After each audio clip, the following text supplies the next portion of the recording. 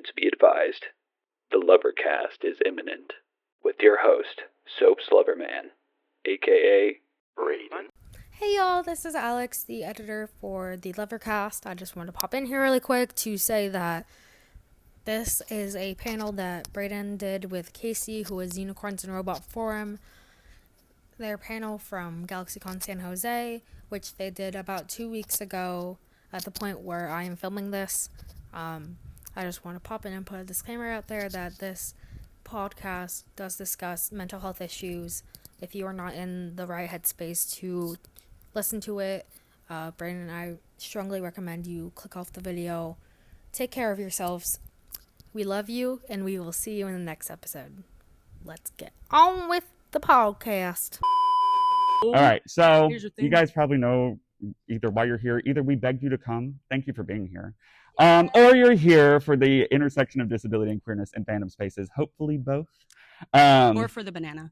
Or That's for the fine. banana. That's fine too. That's okay. But for those of you who don't know, I'm Braden. Online, I go by Soap's Loverman. I'm Casey. Online, I go by Unicorns and Robot Form. Yeah. I convinced Casey actually recently. Y'all might know her as the hot dog suit wearer. I convinced her recently to go by hot dogs in robot form. Yep. And now she's wearing bananas. And I'm like, girl, we might need to pick a struggle here. I don't know. I only do what the fans asked. That's fair. We've gotten some good feedback on the banana. But yeah, anyway, so this is going to sort of work. If you guys have heard, I do a podcast occasionally called the Lovercast. It's kind of going to be like that, and it's going to be more conversational, and I want to get you guys involved, especially towards the latter half, just because as much as we're up here talking about it, I don't know. A lot of you guys, I recognize your faces, I've seen you in the community, and I would just also like to hear sort of how you're impacted and how these things sort of, enter into your life. Mm-hmm. But here, let's go. There we go. So who are you people? Who are you people? Why are we qualified to talk about this, I guess, is really what I was thinking of when I made this slide. Also, I just really wanted to use that SpongeBob reference, man. Yeah. But that's also Casey's lovely ad. She designed it, and I wanted to show it off a little bit. She just did such a great job. Yes, thank you, yes. But yeah, just again, I'm Braden, aka Soap's Loverman. And so I cosplay, I make content on the internet, which is such an experience. I try to advocate as much as I can because I am someone with a limb difference or a limb disability. I was born with it. It was something that I came out the womb with a weird hand, and they did the best they could to give me a functional claw. We love individuality. Yeah, we do. And it's something that for the longest time I hid in a lot of old photos of myself. I actually would hide it behind when I could. I would hide it. Mm-hmm. But ever since I started doing this, and I started cosplaying back in technically November of last year, so I'm still pretty new to this.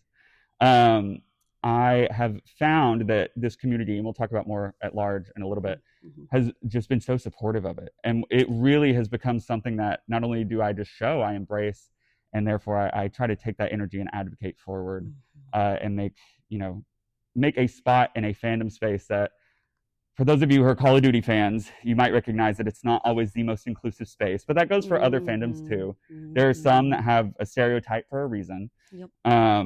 So being able to take that and sort of make a safe space in a place that sometimes can be pretty hostile, that's really important to me. That is, some of you might have gotten the sticker or seen it. That's the claw heart. That is my hand given digital form. That is the first time anyone had ever drawn my hand, ever. And they sent me that, and I cried because I was like, that was just a moment where I was like, oh, this is real. And people are celebrating the thing that I used to hide. And so hopefully walking away from here, we'll sort of all be able to feel that way. But what I do is Call of Duty cosplays. I also do Mass Effect. If anybody knows Mass Effect, I love Mass Effect. When I was making this, I was like, damn, I really just do Milsim cosplay. Need to start branching out because I was like, I'll do Captain America. Wait, I was like, that's also a little bit, okay. Anyway. No, it's not. But aside from that, yeah, we're doing panel. This is my first ever panel. Just so you guys are my inaugural panel attendees. I appreciate you. Let's go. It's one of those things that I used to study English. I'm a fellow humanities majors anywhere in the audience. I don't know if you exist, but hell yeah. I used to study English. I went to literary conferences and read papers, and I miss that vibe, but I don't miss I don't miss academia. So given the opportunity to do this, I was like, ooh, damn, hell yeah. Okay. And then, yeah, emceeing and hosting, like I said, podcasting and all that good stuff. That's something I've also been doing. So yeah, that's sort of me. And I do have a fun website if you ever want to visit it. But those are my cosplays as of now. And then Miss Casey. You know her. You love her. It's the hot dog. Now, who am I? I am a professional hot dog cosplayer. I'm not a real hot dog, as you can see, and I'm not a real banana. I'm just a plantain. So she says. I actually am a computer engineer, an award-winning computer engineer, self-made, self-taught, everything else. I started off homeless and dug myself out of the ground, and now I have my own team. I do all kinds of stuff for computers. I have degrees and stuff like that. I am considered the mom of the group. So whenever people have problems or issues that they want to discuss or things that they feel uncomfortable just being open about, they come to me, and I give them true, honest advice in the form of a motherly hug. Really. Let's see, what else? I also advocate for mental illness. I struggle with OCD, ADHD, depression, anxiety, and yeah, that is my thing. Also, I do protests for the BIPOC communities and also the disabilities, women's advocate, everything else. What I do, I cosplay probably everything. I love cosplaying sci-fi. I love cosplaying, what else do I do? I do Ghostface. You have a crazy Itachi. I have an Itachi. Y'all know what I'm saying? Yep. Yes. Yep. I do soap as well. Not as frequently, but I do soap. But my favorite so far has been my Cassandra from Resident Evil 8.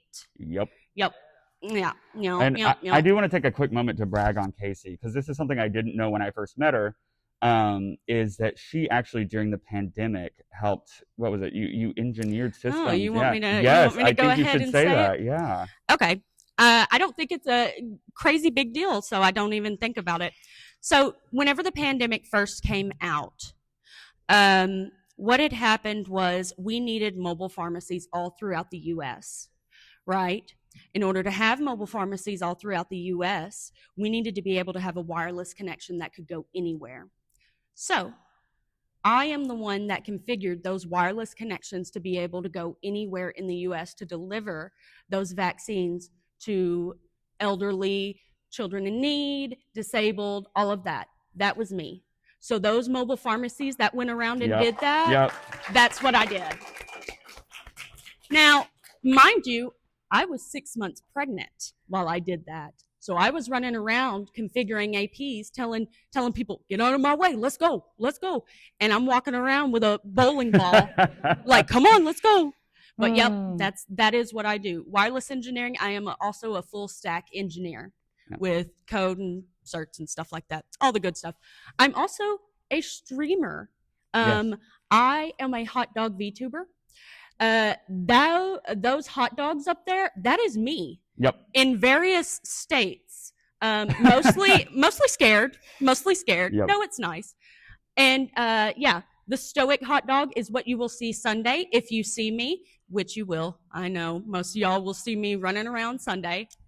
And yeah, I do lots of protesting and conventions and laughter. Did I put conventions and laughter down there? Did I write that down? Yeah, you sure did. You add that? No, I didn't. You wrote that, but you do those things. Yeah, you do be doing that. I know I'm funny. Yes. All right. So let's sort of jump into the meat of what we're going to talk about here, and this is me dipping back into my English major roots. I did want to sort of define when we say intersection, like in the title of this, intersectionality, what that sort of means. And in layman's terms, it just means like the crossover of the way, like, you know, one thing might affect the other, and sort of that you can't really look at it without understanding the full picture.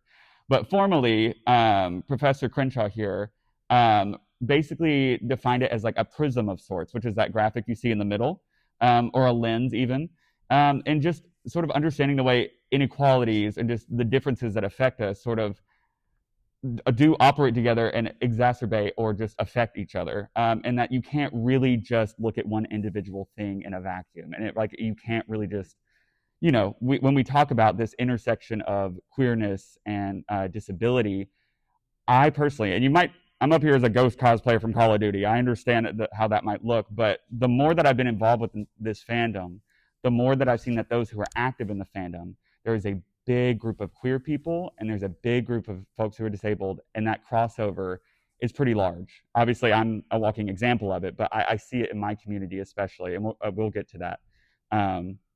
But just to sort of set the groundwork, that's sort of what we mean when we're talking about intersectionality. So the big thing that I think that comes to mind is like fandom as a safe space, right? I mean, I started my fandom journey, which I'd love to hear from you guys, sort of how you guys have evolved, when we talk later. But when I first started, I was into Avatar: The Last Airbender. Anybody fans of that? Okay, Yes. okay. Just had to vibe check. Okay, y'all passed. Nice. But no, literally, quite frankly, one of my favorite shows, The Legend of Korra, also with the way it dealt with mental illness and just sort of the more at times invisible disability, that Korra went through. That whole narrative that goes on between those two shows was really important to me. As a kid who was gay and disabled, like that was just something that I held really close to my chest. And I got into that fandom, and fortunately, that fandom was a very positive one. It really exposed me to the good sides of fandom very quickly, because the type of people who like that show tend to be good people. Yep. Which I also, at that age, was playing a lot of Call of Duty, playing it way earlier than I should have. For my 11th birthday, my mother got me Call of Duty 4. No. Not because my friend's mom was like, "Oh, Jackson wants to play with Braden. Let's get him." And I was like, "Okay, yeah, sure." As you all know, that old school Call of Duty was not always the best place. Yeah. The online space around it was not necessarily positive. 09 voice chats, am I right? I'm an 09 soap, like the original soap. That's my guy right there. Yep. But regardless, whether you're approaching this from Call of Duty or just generally looking at it broadly, fandom in and of itself, when done right, is a safe space for folks to really understand themselves, explore their identities, and camaraderie. Like you really do. When you go into a space, and I made a really silly little graphic that I'll show you guys to sort of visualize it in a little bit. But when you go into that and you're in a space that's, productive and accepting and inclusive, you end up with a community that reflects those values largely. Some of the statistics that I just wanted to throw on there, the Glab report talks about 70% of queer youth find online spaces more, accepting than in-person ones, which makes a lot of sense. I'm sure a lot of us here have sort of found homes in online spaces, or at least found, just community. Yeah, exactly. Online moms that use your pronouns and your name. That's a big thing. So I think, so what I also did is I polled my community, and I just asked them. It was for folks who sort of are in this intersection of, queerness and disability, sort of what fandom spaces mean to them, what it's meant, how it's affected their lives. And it's people saying that like it helped them come to terms with who they are. Kind of like me, like it helps you come to terms with who you are. You don't feel the need to hide it anymore. In fact, it oftentimes is a point of, understanding and like connection between people. Additionally, one of my first ever fans, by the way, I'm just gonna brag on him a little bit. He was the first person to ever truly join my online community. Is Alex, and he very early on came out as trans, and in our community has found solace in the fact that people use his pronouns, whereas in his real life they don't. And I think that speaks to sort of the idea that people find online spaces more inclusive. People are, you find people who understand and people who support. But yeah, so, and then just generally when it comes to like disability as well, when online communities do just tend to be more accessible by and large, it's easier to sort of connect there and find people maybe with like minds or just similar disabilities even. One of my first friends I met at Animate Raleigh, she also has a limb deformity on her left hand, and we're called lefty besties. But we've kept in touch ever since then, because even in the COD community, I found someone who had the same things that I was dealing with, and we've been able to connect and talk over that. And then the fun thing was just like on AO3, the tags for, transness and disability and neurodivergence, they have shot up over the past few years. Excellent.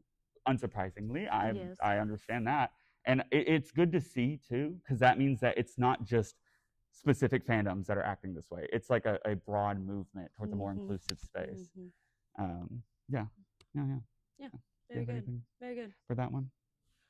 I find it very appealing. Also, Alex is also my mod on there. So Alex has been a big portion, and Alex talks to me a lot about trans issues and stuff. And one of the biggest things he brought up was, Casey, you're one of the only people that I know that use that they talk to every day, that use my pronouns, you in this fandom. And I'm like, good, because you deserve to be seen. You deserve to be heard. You deserve to be who you were supposed to be. Nobody should take that from you. You deserve to have the right pronouns. You deserve to have the right name. And that goes for all of you too.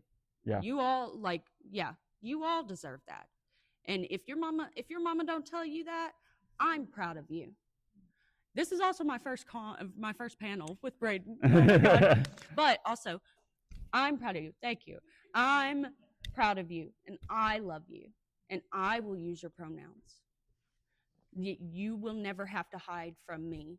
Okay, my oldest son is 12, and he is asexual.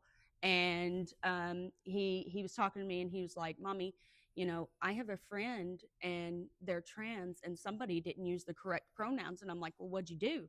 Well, he did the right thing and tried to fight the person. Of course, that is how it goes in my household. We are dangerously for your rights. You know what I'm saying? We love you guys. So yeah, that's it. Yeah. If you know Casey, that is where he gets it from. In fact, absolutely. It is. So in comes my silly little graphic, because I was talking to my boss actually about this presentation. I'm fortunate to work in a job that conversations of queerness and disability are not very foreign, and they're readily accepted. And she was like, "People love a little visualization." I was like, "Girl, I don't." Okay, that's fine. But so it's the importance of our identities as told by shapes and colors. So we're gonna just. Do you want me to get up there like the Wheel of Fortune thing? Girl, sure, go for it. Yeah, let's go. Banana time. Banana, yeah. Get the banana up there. Round of applause for the banana. Yes. Hello. Wow. Wait, this is kind of a look. Oh my God. Okay. Hello. So, as you can see, this is not a horizontal stoplight, I swear. But the idea here is this is representing like a homogenous community. Basically, you're looking at a community from like a very simple visualization here that just people aren't very outspoken about themselves. They don't quite often find themselves, just talking about their differences or the things that makes them unique. And in comes Casey, which I didn't even, when I put this together, I didn't even realize she was going to be the banana. So we'll just kind of roll. Oh my God, it's me! Yeah. Oh my God! But truly, Casey is one of these kinds of people who is very outspoken about the things that makes them unique. And even in a space where you might not feel welcomed, she's going to say who she is. And truthfully, this is the scariest part, I feel like, when you go into a community and you aren't sure. And, there are some fandoms that, and we'll get to some of the comments later, that people have gone into, and they try to take this step, and they're met with pushback, they're met with flack, they're met with horrible things, actually. But also, in order to really, make a place better, it does require this. And now, if people aren't receptive to it, that's just a room you don't need to be in, baby. Like, you got to leave. Like that, you know what I mean? But when you're actually, when you go in there and you're yourself, oftentimes, you'll see that people around you are a little bit in your corner. It's just maybe they were waiting on someone else to speak up. More bananas! Yeah. So visually, I am probably how many sides is that? I suck at math. Pentagon? That's a pentagon, right? God. No. Oh. I thought you said no, and I was like, damn, I can't We're count. here to talk about gayness, not math. But I just thinking about the COG community from my experience, I did not expect people to be as accepting as they are, by and large. Because I came in with the foreknowledge of, this community is quite toxic, and they called me horrible words when I was 12 years old. Nope. And then I meet people like Casey, who were so quick to be like, these are the things I struggle with. Let's have a conversation about it. Like, let's just be open and put this on the table. And we very quickly found out we related in a lot of ways. And in reality, also, as you can see, I relate more to this circle. This circle is presented as a circle. It can be seen as a circle. It can go into environments that other circles are at. But in reality, this is a blue circle and this is a red circle. My disabilities are invisible. I can go into spaces that allow for red circles and be as loud as I want about being a blue circle, about having a yellow triangle as a friend. I can have all of that. I can talk about all of my friends in my spaces, every space. And that can slowly make people go, you know what? Maybe I am a blue circle.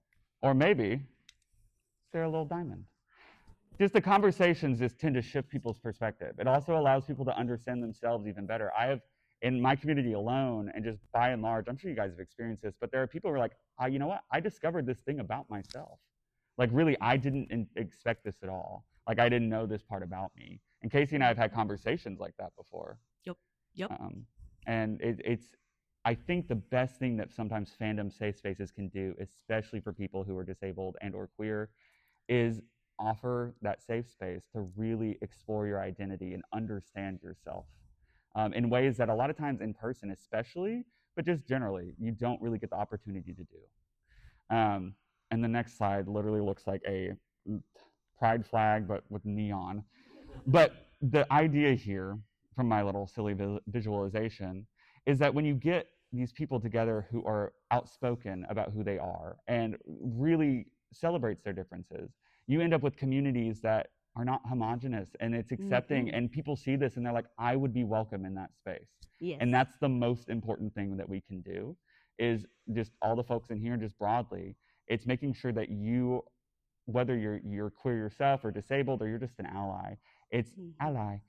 It's just making sure that we create a space where people feel welcome and they can actually become a part of something that brings a lot of joy to their lives, right?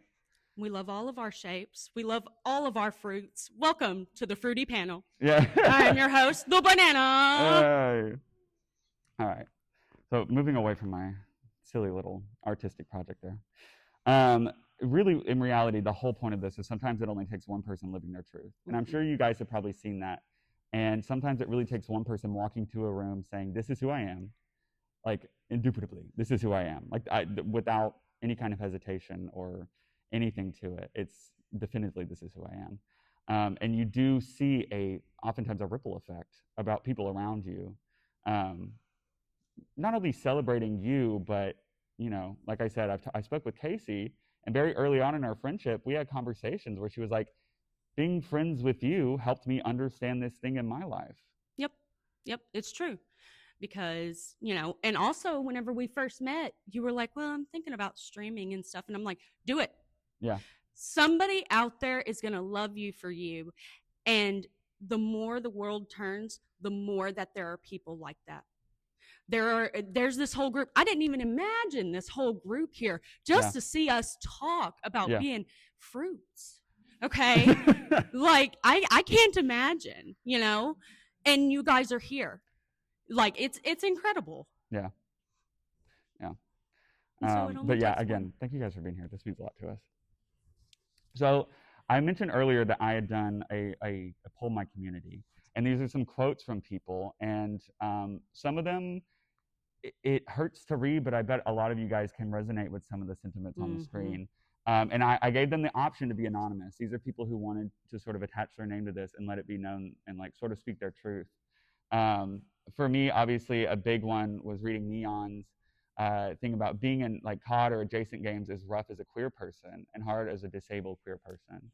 And obviously, I am a disabled queer person. So reading that, and I talked about it earlier, it hits home, because COD and these milsim games that I love to cosplay oftentimes are not queer friendly. Like they're just, you know, with even something like Mass Effect, you still get people, Yep. despite the content of the games, who are just a little weird, man. Like, they just don't get it. And I don't know. It in order to sort of make this better and like make safer spaces, I think it sort of requires what we just talked about with that visual of like, it does require us to be out and brave in spaces where it's safe to do so, and sort of meet, just be able to be ourselves and talk about it. Yep. And meet your online mom. Yeah. Yes. That's me. Another big thing is expression.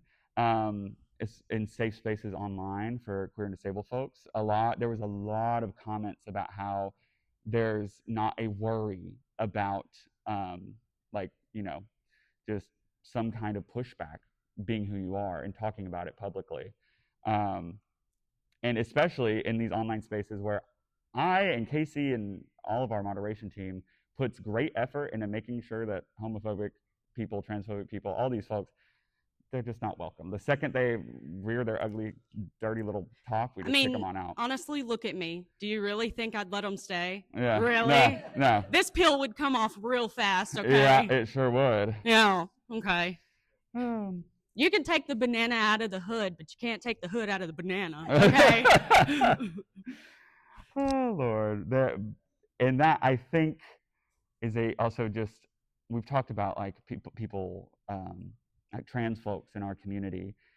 There's been an outpouring of support for folks beginning their transition journeys as well. And I noticed that, and y'all probably have seen it, COD folks in particular, but I noticed that a lot in online fandom spaces. Is like, there is such a lovely outpouring of support, despite the sort of mental barriers that I even had getting into this fandom, or like this corner, like this military sim style.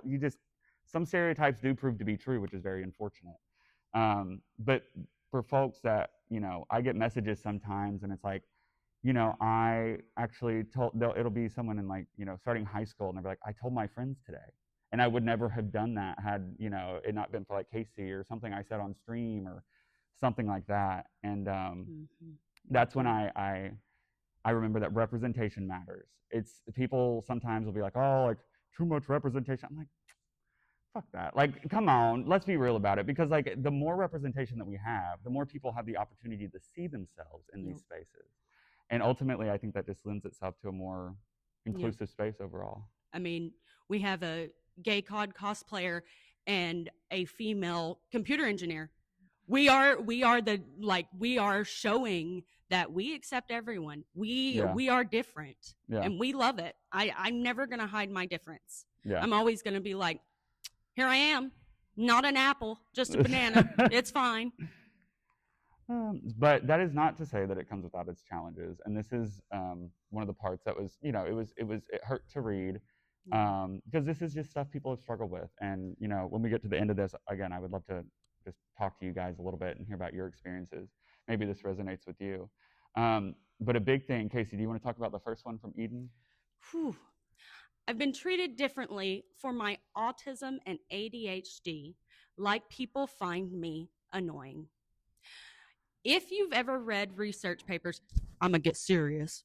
If you've ever read research papers, ADHD can look like autism. Autism can look like ADHD. That's the same with depression and anxiety.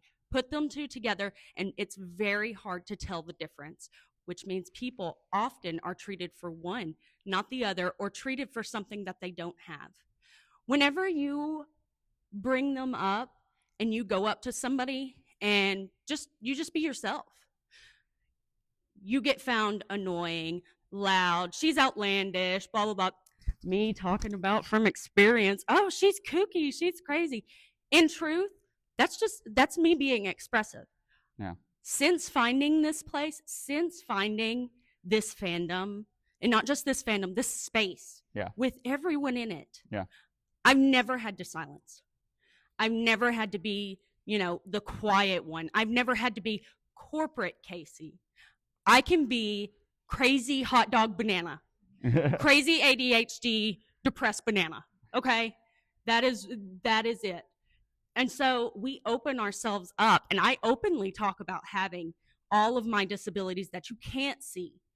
I openly talk about it because I know that there's someone out there, there's someone's kid out there who is struggling right now. And seeing someone like me with all of that stuff, and I'm a computer engineer, an award-winning computer engineer. I stream. I'm who I am. A full-time mom. A whole mom, a single mom at that.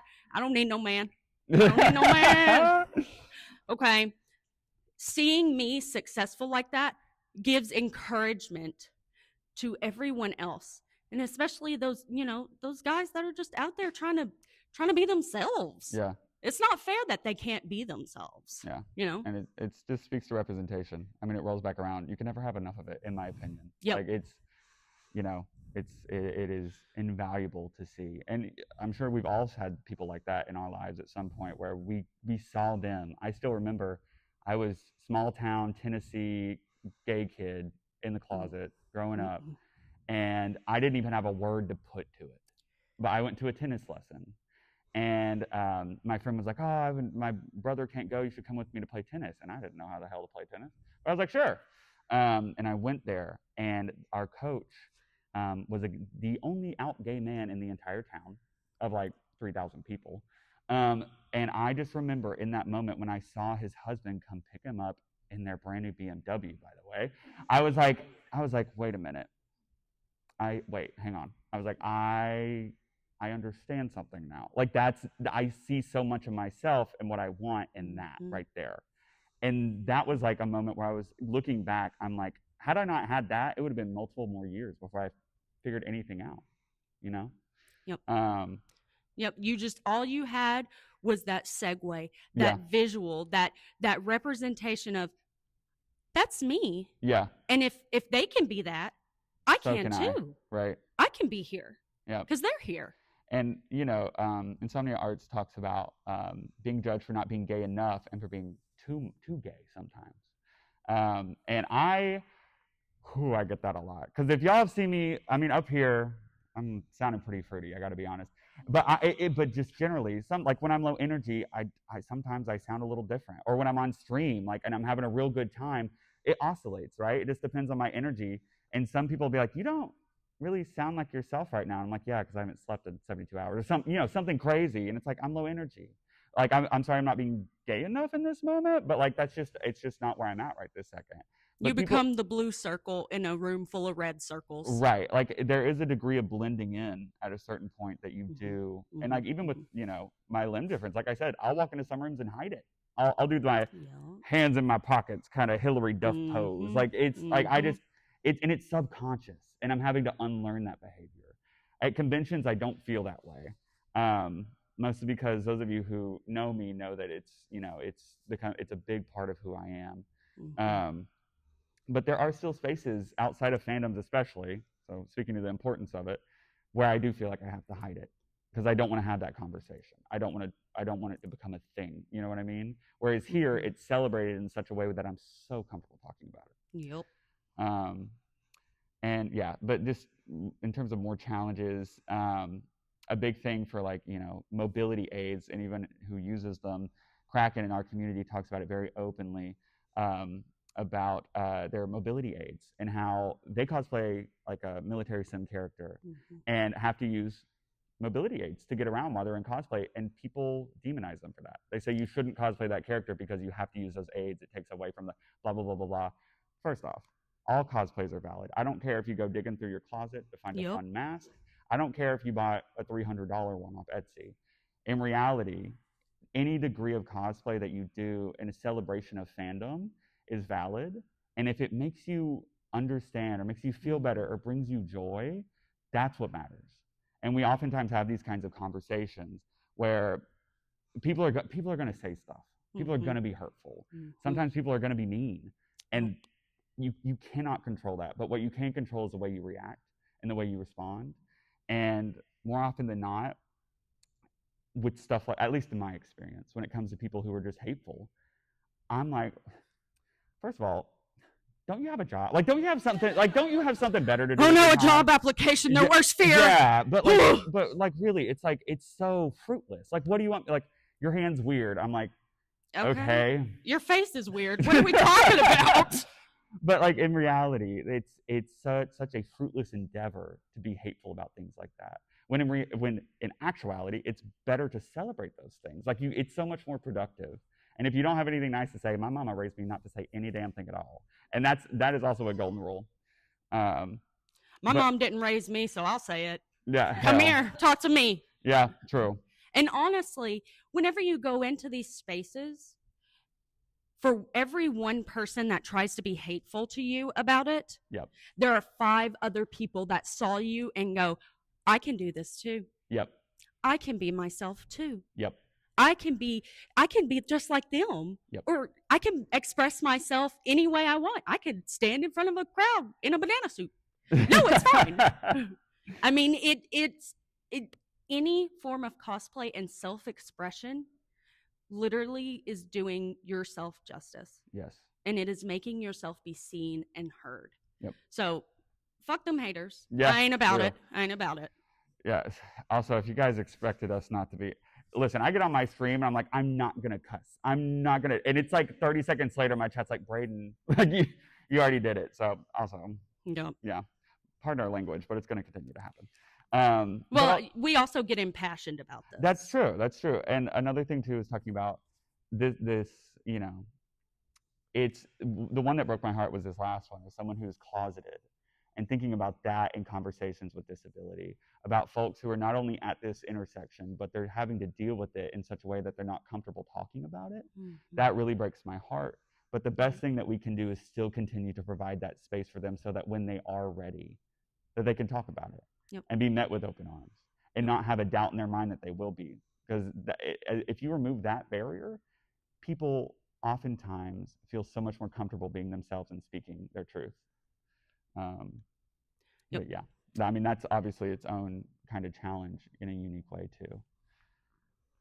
And the last real tidbit here before I sort of turn to you guys and get some input, which I would love, is this self-discovery and healing. This was a big theme in all these responses. And this is what brings me so much joy about doing what I do. And I'm sure you guys just here cosplaying or just here attending conventions and just having fun, like engaging with fandom in such a way that you're enjoying yourselves.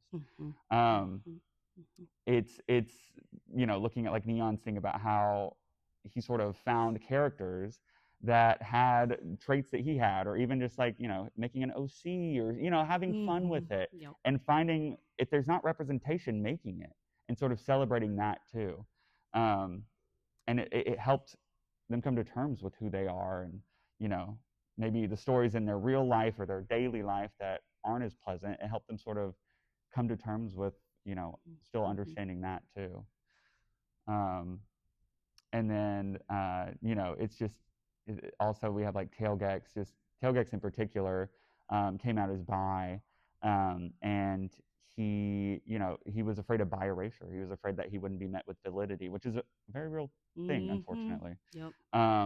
And, you know, it's, again, it speaks to having that inclusive space of people being like, okay, in other spaces, you know, I might be in a negative place if I mention this, but here I can. And I think fandom by and large sort of encompasses that when done correctly.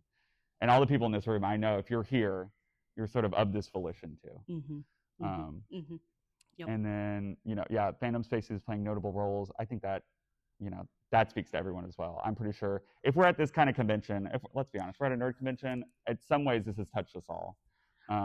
Whether it's Call of Duty, Tetris, Club Penguin, Toontown, like whatever it is, I'm sure that we've all found solace in these spaces online before, and it really has helped us. And statistically, honestly,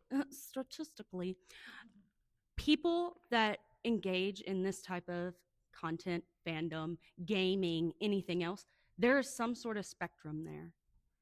Like we all can relate to one another because we get it. We know. And other people out there need to know. Like the healing stuff, I heal myself every time I get to talk to them. Every time I get to be the mom that I never got. As soon as they're like, well, can you say he him? What up, my guy? What are we doing? Okay. Yeah, and just being able to approach that, and in their case, being able to ask for that without a sense of fear, because we get a lot of, I've heard a lot of people being like, I cannot ask my parents to use my right pronouns. So coming here and you using them without any question is, that's what this is about, really, truly. Now, I'm going to ask y'all to just, if you have comments, questions, tidbits, whether it's about what we've discussed here, if you have another question, whatever. Okay, banana. You're coming with me. All right. How But the far does banana this will go? be right with you. Yeah, you guys, if you have questions, I'll hold it like a stand. Yeah. But if not, y'all are just going to hear us yap for a little longer. Oh, we got a question back here. So, I feel like it's hard for a lot of people who have invisible illnesses or disabilities, where there's a lot of comorbidities, right? Where you maybe get diagnosed with one thing, but there's like a bunch of other things that you probably have. Yep. But it's expensive and it's time consuming, and you don't get them all officially diagnosed. You may get one diagnosis or no diagnosis, but you know this, and there's such a stigma around self-diagnosis because of like, oh, that one girl who saw one TikTok about autism and now, right?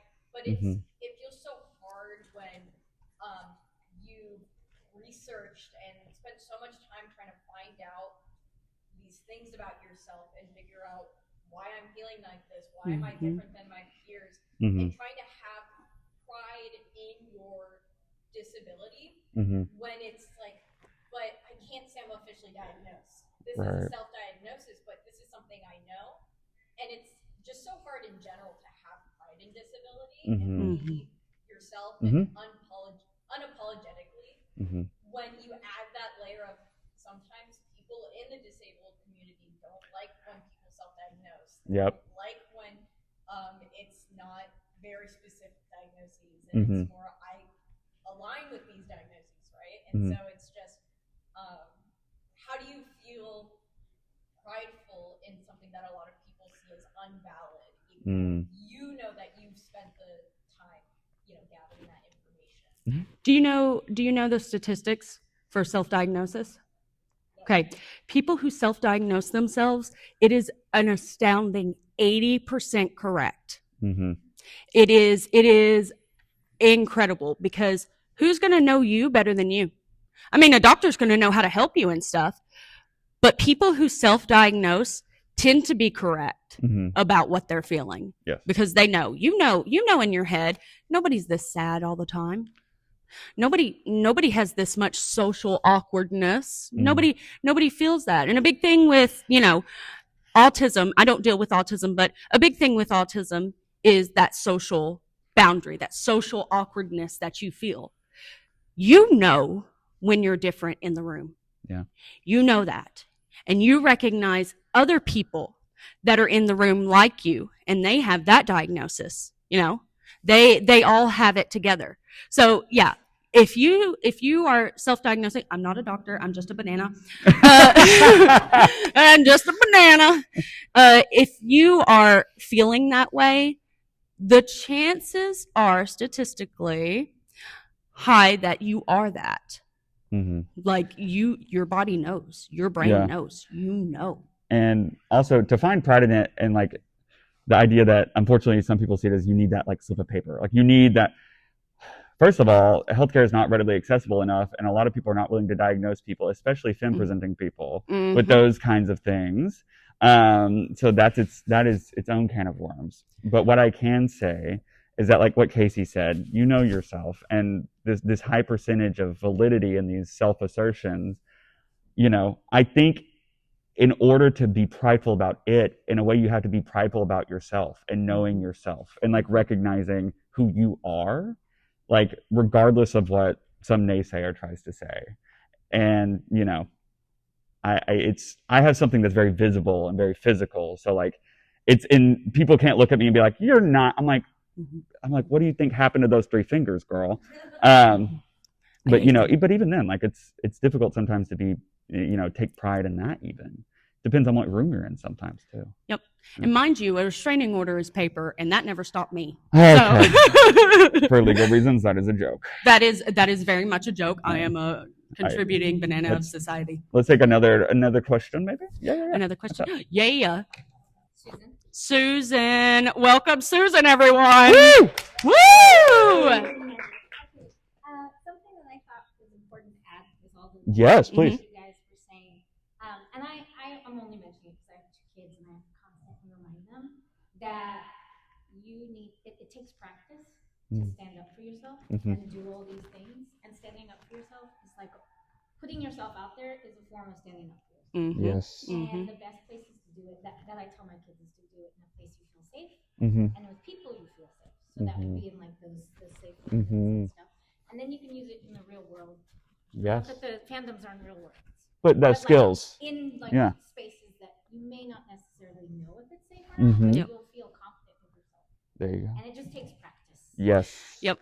Unless you have a mom behind you going, "What's up?" And They it said- takes practice standing up for other people too. True. Yep. Very True. good. Can I Thank get some you. pictures? Let's get some Thank you, pictures out there. Susan. Pictures. Thank you. Oh, that seems targeted anyway. Oh. No, it's nice. No, it's fine. Inclusive, everybody. Inclusive. Any other questions in the crowd? Hey, so Supposedly. basically, as someone who has struggled with autism pretty much her entire life, I was recently also diagnosed with OCD this year and have been learning. Wow, that explains a lot. But it's very nice that you guys touch on the idea that people find you, I guess, annoying. That I'm someone who loves things very intensely. So when it comes to hyperfixations like fandoms, it becomes very hard, I guess, to explain that to someone who does not understand that you cannot like things, I guess, a normal amount to the point where it's like, oh, you make this your entire personality. Well, it's like it's not, but it's a way of expressing these things that I can't necessarily express any other way. It's like a big warm blanket wrapped around you, and to have people around you in your daily life being like, oh, stupid, you know? Yeah. It's like ripping away that sense of comfort. So meeting you, I guess, has also made me realize a lot of things about this, because it was like, this is a place where, especially for Call of Duty, I never expected this. I'm a very new member to this fandom with my friend, and it was just amazing to see how welcoming this community was, how it felt like a big warm hug just stepping into it. Like going to these events is like the highlight of my year, because I know I get to be around people who understand, who are open, who are kind and welcoming, and it just you never feel the need to hide who you are. And so I can give you guys a big thank you for that, as it has been phenomenal. But Well, this has been a beautiful time, and thank you for this. Thank you. Yes. Thank you. Yes. And for those who don't know, we met at the beginning of this year at Animate Rally. It was y'all's first convention as well, right? Was that, or for Call of Duty stuff? Okay, yeah, it's the same here. So we met and we sort of like had that aha moment, like, you too? And quite frankly, every convention Neil's sort of shown up at, we have been there together. In fact, in the streets of New Orleans, we ran into each other and I was like, what are y'all doing here? But no, it brings me so much joy, and that kind of experience is universal, maybe not in the specific disability or the specific thing, but like in the way that this fandom and just a good fandom in general will sort of envelop you and sort of celebrate that, you know? And it made me think when you said that, like my dad, when I told him I was doing all this and I like had the gay flag and all this stuff, and he's former military, Green Beret guy, from a place of ignorance, not malice. He was like, why? Because I was like, I talked about like being open about my disability and my gayness on the internet. He was like, why? And I was like, because someone out there needs to see this. That I don't care if it's one person, I don't care if it's 1,000 people. Someone out there is going to see this and be like, I can do that too, or I feel seen because of that. And that's what I think is really special about this community too, just generally. Yep. For every one person that hates you, there's 5 other people that love ya. saw you and are like, that can be me. Yep. That can be me. Also, I will add, I did not cosplay whenever I went to Raleigh. I was a completely different me. Okay. I met Braden and I slowly came out of my shell and allowed myself to be me. And now I am standing in a panel of all of these wonderful gays and theys, femmes and thems, you know what I'm saying, as a banana. And that literally wouldn't have happened without this space. Yeah. It really wouldn't. And I think Farrah had a question. Hey, Farrah. Yeah. You got a Also, question? this Farrah cosplay, those who like COD, I've not seen a Farrah cosplay ever. I love you're it. Eating I that love up. it. Do you, if you can, come a little closer to the banana. Okay. A tidbit. I love tidbits. And I love all the bits. You have a question too, right? All right, so just a little bit of background. Hi, I'm Sarah. This is Sarah. But I love that. thank you. But one thing that I want to say, I'm also fairly new to the fandom. I grew up in the Middle East, and when I came back here, I had to unlearn a lot, basically. And it was during a time where I needed someone to stand up for me, and I found people who were actually queer and disabled, and I'm not from that minority, but I'm a different one. I found they were standing up for me. In the end, I actually took that to my own, like, career-wise. I've actually been employed by companies that have employed Call of Duty actors as well. Wow. I work a very boring job, human resources. But when someone has a disability, who's coming into the company who has a disability or who's transitioning, I'm the first person that they tell, because I'm the one who goes and does all the paperwork. I'm the friendly face, that comes in. It's like, hey, do you need us to build this? Do you need us to do this? I'm the one who goes and takes care of it and makes sure that it's a welcoming space. And I feel like it's because I've seen so much care and love within these spaces that I'm like, okay, sometimes the corporate world can be a little scary too. I want people to be able to talk about it openly. Yeah. In one thing. So now it's like, I'm very happy that, that's the position that I'm in. But one thing that I will, that I did want to ask is, did you have, because I myself, like, going into Call of Duty, I'm not only a Middle Eastern woman, I'm a Palestinian woman. So when you go into that, you're playing Call of Duty, and you're gunning down people, and you understand what they're saying. You don't have to read the subtitles. It can be scary going into a fandom and wondering, okay, is this a place where I can be accepted in? My question to you guys is, did you have kind of like an aha moment coming into the fandom where you were like, oh, it is safe to be, just, true to myself? Yeah. That question's for both of you. Yeah. My answer was whenever I met a really tall ghost cosplayer, and he had an ILM flag on there and a hand. It was actually very interesting. I would like to attribute most of my weirdness to that now. Thank you for helping me come out of my shell. For context, I met Casey walking out of a little Neil signing. You had just met Neil. Yeah, for D90. And I was on the way, and she's like, I love Ghost. And the picture is she's holding, and if you haven't met him, Neil Ellis, he's a delight. But in my answer, for me, it was does anyone, some of you might know this cosplayer, and those who don't know Call of Duty, or you're just here for general fandom stuff, there is an out gay woman character in Call of Duty. It's very subtle. Her name is Laswell, and it is, from what I understand, really the first story-focused character that is out and queer. And it was, when I discovered that about the reboots, I was like, that's special. That's that means a lot to me.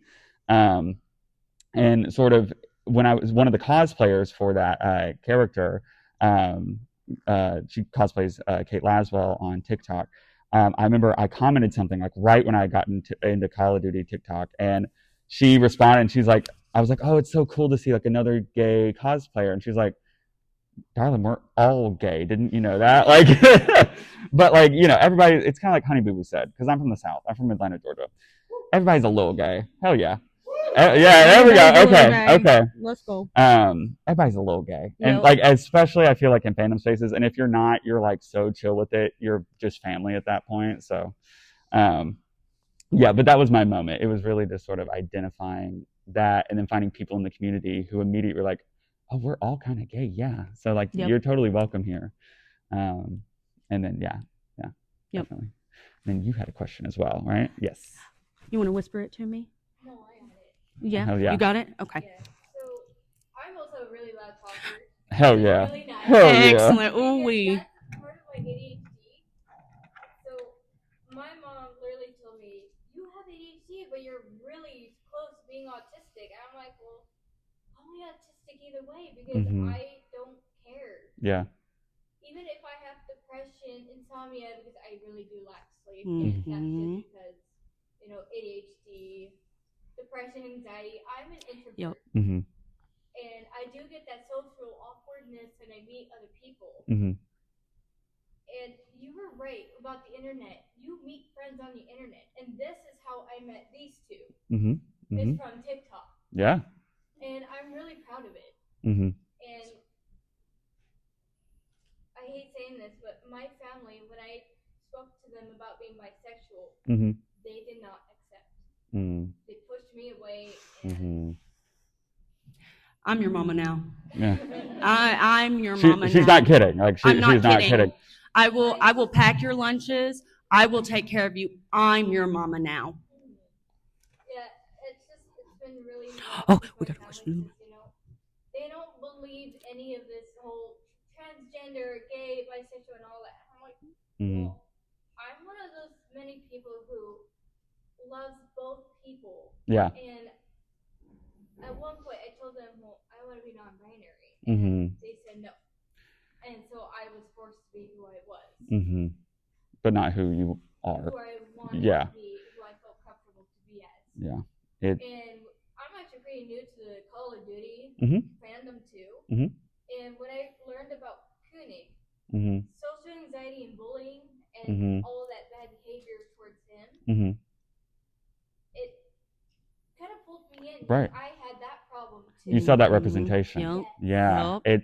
I think, one, it's really chosen family. Oftentimes, we all want our blood family to act a certain way, but sometimes they don't. And a lot of times that chosen family, and a lot of us find it in fandom, a lot of us find it in these spaces, is so much more fulfilling. And Casey and I talk about this a lot. It's so much more fulfilling, and it's so visceral and it's so real. And it really does help us validate the people we are. When we have those naysayers in our ears, they don't understand who you are. That's all that's happening there. Yep. Yeah. And that's why I'm really glad, because you showed up on TikTok and Instagram, and I started following you because you brought out the side of me too, where I feel safe, where I felt really comfortable within the community. Well, thank you for that. That right there is why I do what I do. And I will say that until the day they take away our damn apps. But I do appreciate that. Yep. We are the people that when you're soft-spoken and in a room where you're scared to be yourself, we will speak for you. Yeah. We don't care. I don't care. I'll go up to bat for you. Yeah. Okay. Absolutely. Very good. Do we have any other questions, tidbits? I don't know if I can say this. Okay. I don't know if I can say this. I hope I didn't fall for this because I might get sued. I won't sue you. It's okay. I have cerebral palsy. Okay. And it took me 15 years to figure it out. Now, the reason I didn't want to talk about it was, of course, for obvious security concerns. But when I found out it was National Coming Out Month, and I posted it on my platforms, it exploded in popularity. That's awesome. A lot of people, for me, with my cerebral palsy, it took me 15 years because I was misdiagnosed. But I'm proud to say this. I'm disabled and proud, and I'm happy that I came out because, as a disability advocate, a lot of people are afraid to speak up because their friends are going to say, "Oh, I don't want to tell my mom, or I don't want to tell my teacher because they might treat me differently, or they might judge me, or they might give me the wrong shoulder." And if you where are the two people that met on the internet? Where are those two people?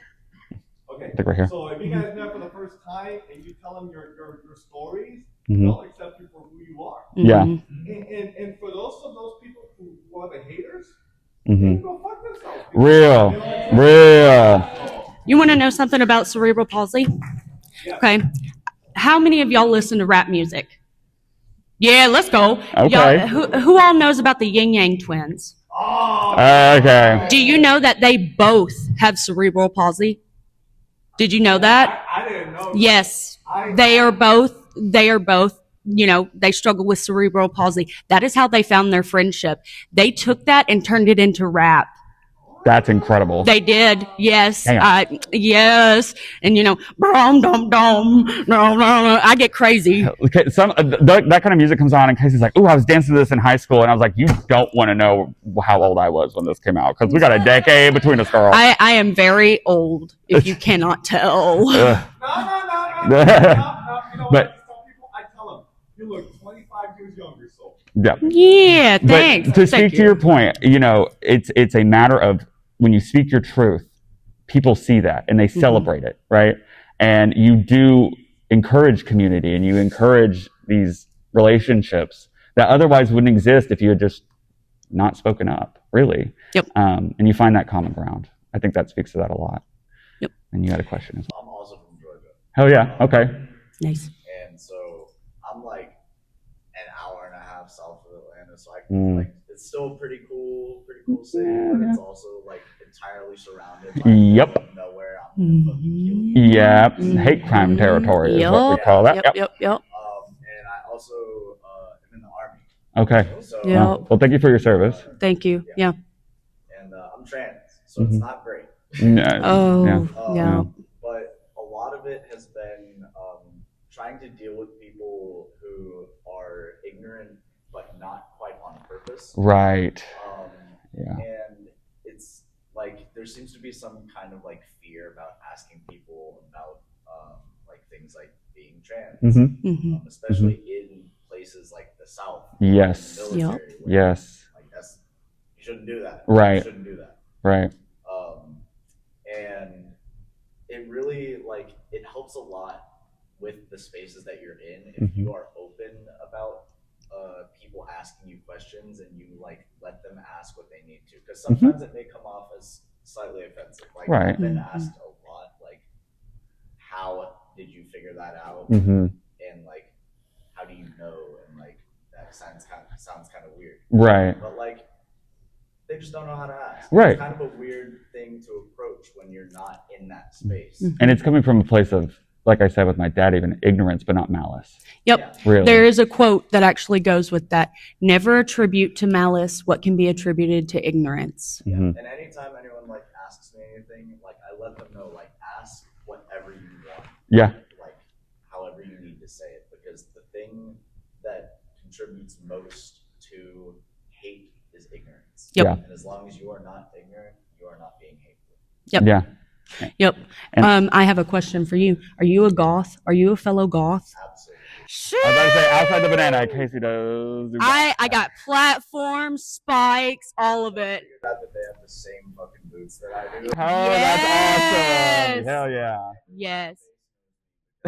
Yes, I have Hell yeah. platforms. Can you imagine a goth lady, not a chick. I am a lady, a grown woman walking into a corporate office. Yep. My platforms are this big. I basically have a cape and I just walk in, black lipstick, black eyeliner, everything. And they immediately are like, that's Casey. We know to trust her. Yep. I walk into my barracks in uniform and walk out in like full goth. Hell yeah. Yep. That's Yep. awesome. Yep. I do briefly want to also say, before I got into this community, I had met a close friend of mine, and I bring her up all the time on stream and stuff. Her name's Carly. She's trans, and she was one of my first trans friends that basically said that to me. She was like, ask anything you want. I understand it's not coming from malice if it ever comes across wrong. If there's something you need to know, you want to learn. And I attribute a lot of my ability to sort of stand up for trans rights and like fight for that now because she gave me that safe space to sort of ask her stuff and understand better. And I just want to say, doing that, I'm sure it's painful and it's laborious on your part, to have to deal with that sometimes. But as someone who was on the other end of that and actually came out so much more knowledgeable, and aware, I mean, it's invaluable what you're doing, especially where you're doing it. As a fellow Georgian, I get that for sure. Yep. We're running low on time. Do we have any more? Yep. Oh no, I was going to point out that time's up. Okay. But one of the things, I currently work for GalaxyCon, but I've worked a lot of conventions over the last 10 years. One of the things that I loved about these conventions is it's a safe space. It's a happy place, it's a fun place, but more often than not, it's a safe place where we can come, not be judged by most people, be who we are, enjoy each other's company, share these stories. And, as somebody I was an introvert, and I'm not part of the LGBTQ community, I'm an ally, plain and simple. But this made me, conventions made me more of an ally. Right. It helped me understand how people, we're all different in different ways. We're just wired differently, and that's the way we are. And there's nothing wrong with that. And the hard part is getting other people to realize, there's nothing wrong with being different. There's nothing wrong because there's nothing wrong with us, with anybody. So we just take what we have, we drive on. But this is our safe space, and I love hearing the stories. And as a retired military, hell yeah. And I will say that I was goth for one day for Halloween. Took my kids trick or treating for Huachuca, and I kid you not, I was in the road while my kids ran to the doors, and I, full goth, and I had a female MP come running up to me. She's like, "Here's some candy." She loved it. And I never got hit on more than I ever did in that outfit. That ain't no joke. At our rec center, literally last night, I wore a dress on base for the first time. Hell yeah. What? Give it up! That's amazing! All right. Yes. Also, I know that we're low on time, or we're up on time. For those of you that joined a little later, we do have stickers, pins, things up here, the real gay stuff. Yeah, come grab it if you want it. Yeah. And then for those who are here after, since we probably need to get out of here, we'll take a group picture outside. La la la, I am Lord. This is my outro song because I don't have one yet. Yippee! Who the fuck is Braden?